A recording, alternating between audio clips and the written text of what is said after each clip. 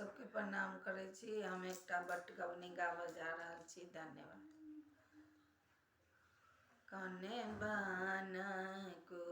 कैरामा कारी रे को एलिया कने बन कुआ के मयूर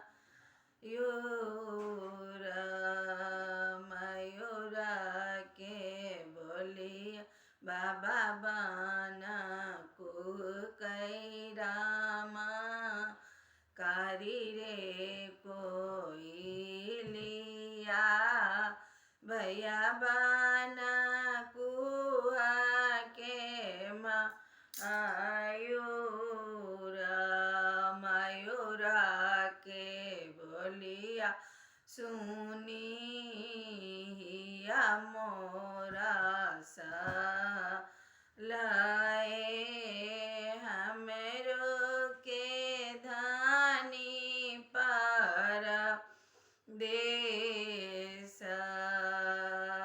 मयूर के बोलिया सुनिया मोरा सा लाए हमरो के धानी पर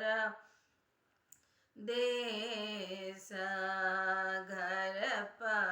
पछुअर बामे के घर कायता हमरो एक कलम चिठिया लिखाई काते काते लिखिए रे कहता कुशल मंगल बीचे टामाधानी के बीरो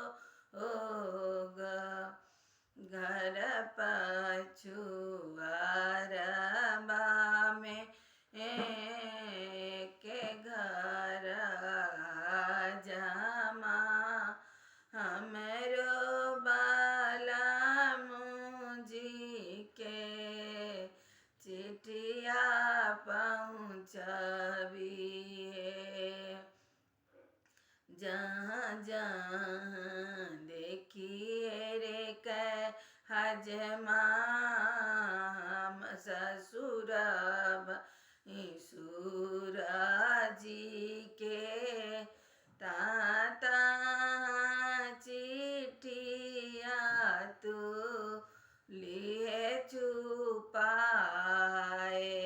जहाँ जहाँ देखिए रे हजमायस बाला मुझी के ताता चिठिया तू दिए पसारी चिठिया पारते बलमा मुँह सुखाओल कते धानी लिखल बीरोगा लहो लहो आओ मलिका अपना नौकरिया हम त जाई छियै धनी के उदेश लैला रे नौकरा 10-5 रुपया छोरी दाई धानी के उदेश अगिया लगबै मलिका तोहरो नौकरिया बजरख साहेब 10-5 रुपैया जब रे बलमुआ मोरा दरवाजा बीचे आओला ठोकिले बाबा जरी के बार हम ताएलहूँ दानी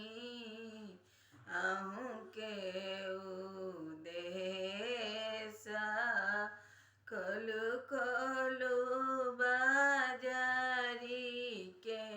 ए बार हमें कोना खोलिए दा प्रभु बजरी के बारिया अचरे सुतला नंदलाल